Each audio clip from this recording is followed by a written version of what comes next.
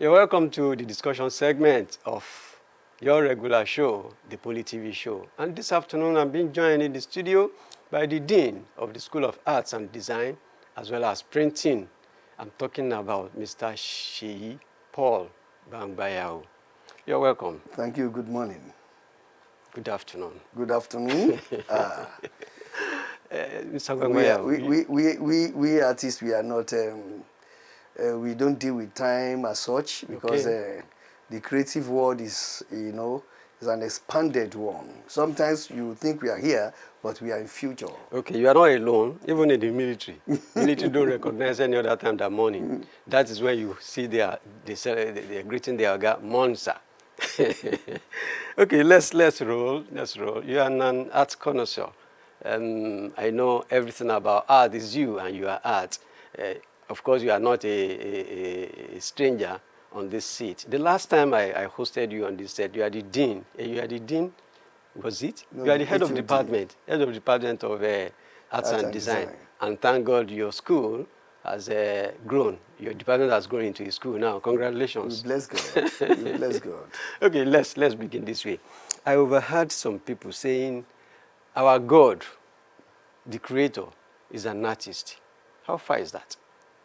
That is 100% true, because the Creator himself, according to the Bible and the religious books, formed man with clay and breathed unto him to make him human. But originally, man was formed with clay.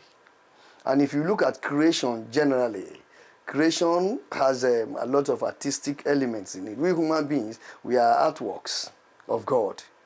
And if you look at at nature generally, look at landscape, you will see beautiful trees, you will see beautiful environment. Look at animals, look at birds. You see some birds, you begin to wonder, are these ones birds or something colorful? Then you see some animals, you see fish, you see seascape. Beautiful. Nature itself is artwork of God. So we cannot divorce art from life. We cannot, because art itself is life. There is absolutely nothing you do, or we have, that is not art. The cloth you are wearing, sir, was designed by a tailor. And during the process of design, a lot of artistic things were done. The tailor would draw on the cloth. Some would draw on paper, translate it or transform it into cloth. So the cloth you are wearing is art by nature. Your shoe is art by nature. The seat upon which we are sitting here, is artistic in nature. The drawing, the design by carpenters is artistic. Almost everything. Vehicles are first of all designed by artists, with engineers before they become vehicle that we use. Every technological materials, the phone in your hand, all these lamps were first of all designed by some people. And the process of doing that is artistic. So if we have this mindset, perhaps we can say the world, as it were, should revere you artists. Seriously, you are right. You are right. Okay.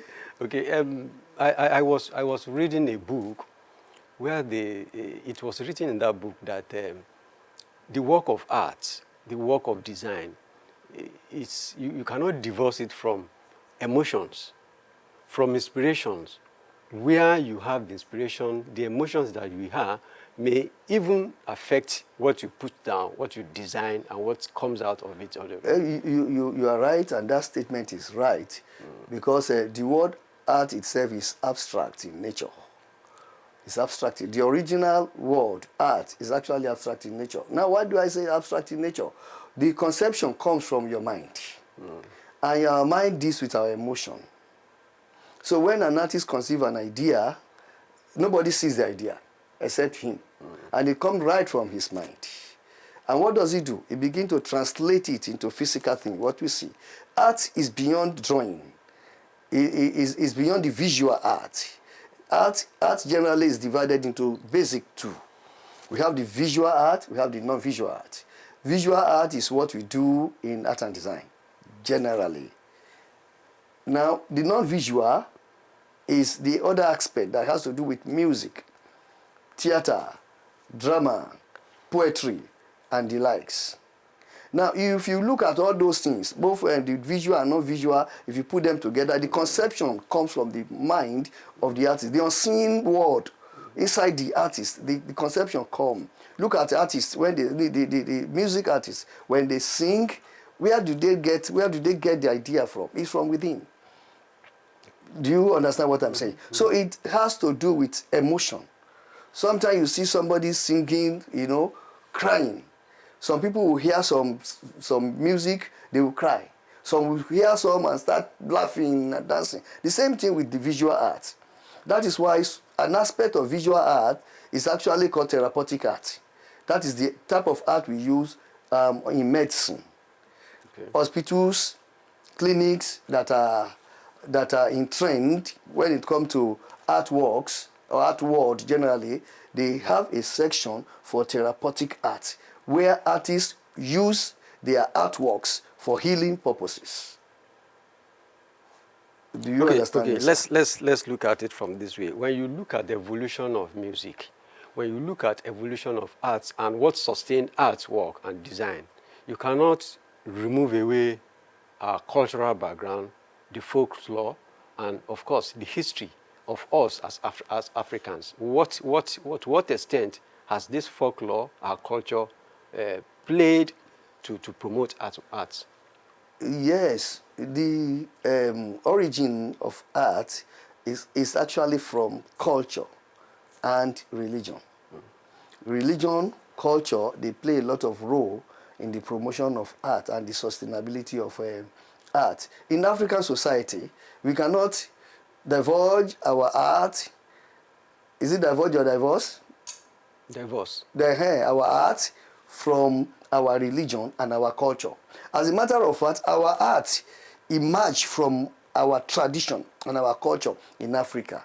What am I trying to explain? When you look at African art generally, you will see elements of the tradition and norms of each area trying to bring out the art there. Look at our Adire in Abeokuta. The moment you see some Adire artworks, Egbari, because of the patterns and the origin of that work. The same thing goes with other aspects of art. If you see a Rebeji somewhere now, you know that this is Yoruba. And if you see the Kenga figure, you know that this is Igbo. So each of those things actually come from tradition and culture. So you can't separate the two. The same thing with religion. Our culture and our religion, they are one.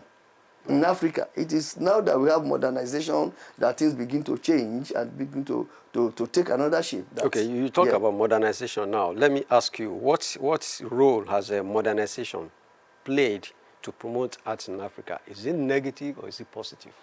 I will say both to some extent.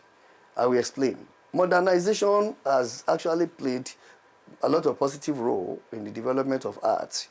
Because today, we have art that is technological oriented. We have art that have gone beyond the realms of a tradition or traditional art to what we have today. We use a lot of technology, a lot of sciences to do our artworks today, unlike what we used to have before. But the disadvantage there is that some core aspect of the art have been eroded as a result of modern ideas or modern thinking. I will give you example. Now, let me start from what I wear here. What I wear now. This is Adire. Good. Originally, we use Igielu, Ewelu, the traditional, that plank to produce our dye stuff for Adire. Now, people are not using that again. They use chemical dye, synthetic dye. Now, what's the difference? The original dye that is made from the elu tree aesthetically is the best. And in terms of durability, you will see some Adire that they have been made years before.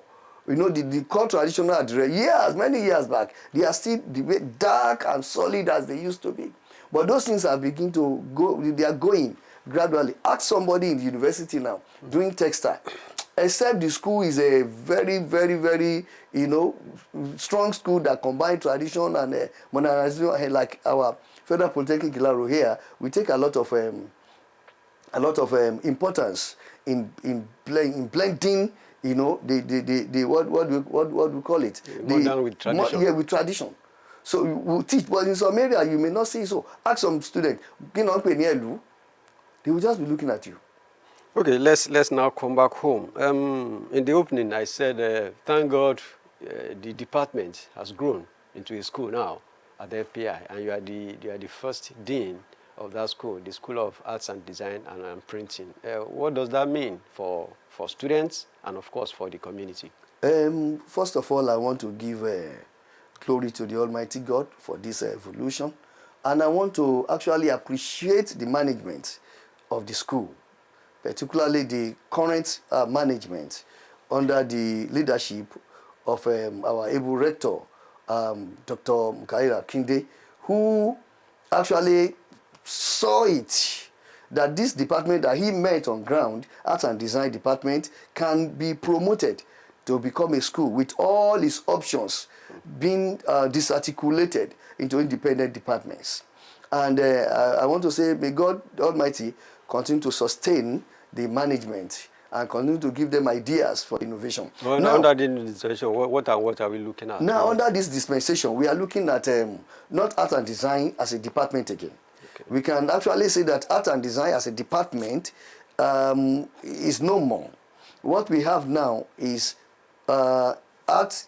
We now have the School of Art, Design and Printing, housing departments like Department of Fine Art, Department of Industrial Design, Department of Graphics Art, then Department of Printing Technology. Now, each of these departments, that is four in number now, each one of them have their options right inside them. For example, Department of Fine Art, that is where we have the ND program being, taking place. Our ND full-time, our ND part-time is under that department. Then we also have HND painting and HND sculpture under fine art. Now, fine art is like we say art and design of those days. Then we also have the Department of Industrial Design. Under industrial design, we have ceramics and then we have textile design. Those two departments are can be industrialized. We also call them applied art department. What is applied art? Applied art are departments the works that come from there serve utility purposes, functional purposes, and they can actually be commercialized or industrialized. Like ceramics, many industries can come out of various departments in the school. Graphic art now is more into digital world. So companies, investments, entrepreneurship of different nature can actually emerge from the current school. I mean, this new school with the existing departments. It is obvious that under the new dispensation, more is coming in from that school, and I want to promise you that Poly TV will strive at least to bring in the leadership of those various departments to come and expatiate on how the community and, of course, the Nigerian populace can benefit from it. Let's progress. Up till now, the work of arts and design still seem elitist. Very many people see the product and, of course, practitioners as somebody some people that are doing something that is not very popular amongst the majority of Nigerians. Because why I said that, if you see an artist at work, at the end of the day, he put his work on display. Very many people, especially the downtrodden, may not appreciate the thinking, the imagination of the thinking and the output. What I'm trying to drive out is like, how popular is artists? How popular is their product? How popular is the profession, as it were? That's a very good question. It is a pity that here in this part of the world, art is not given all the attention that it requires.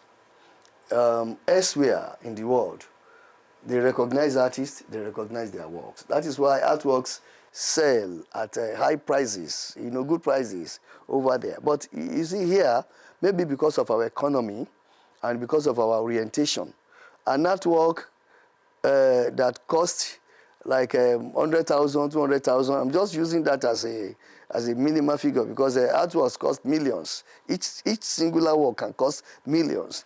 But even the ones that are small in price and cost, how many people could afford that because of the economy? You understand what we are saying, sir? But then artists too of today in Nigeria have devised a lot of means of their sustainability by actually promoting their works themselves and doing things that are accepted locally. Like I told you, a lot of entrepreneurship industries are coming up from art. We have the cottage industries of textile, of ceramics that serve the purpose of utility. People don't have choice but to use them, to buy them.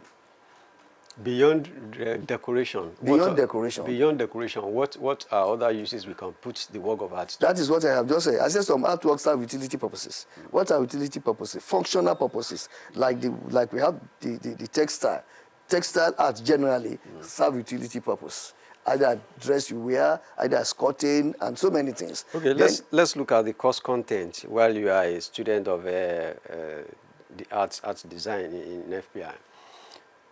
At the period when what you read at the university or the polytechnic does not mean what you practice when you go out, what is the course content? What are the course contents that is given here so that when you go out, you won't have any fear of looking for a job, rather you'll be an employer or labor? How possible is that? That is the basic aim of the Department of Art and Design that metamorphosed into School of Art, Design and Printing. Now, they are established to train people to become self-independent. Why? Because all aspects of art can actually bring food to your table if you actually know what you are doing. Is it painting that cannot bring food to your table? Is it drawing? Is it textile design that I've been talking of? Is it ceramics? Is it graphic art? All the background of this your studio were made by graphic artists, by students who have graduated into becoming self-employed. All these set design that you see here are done by artists.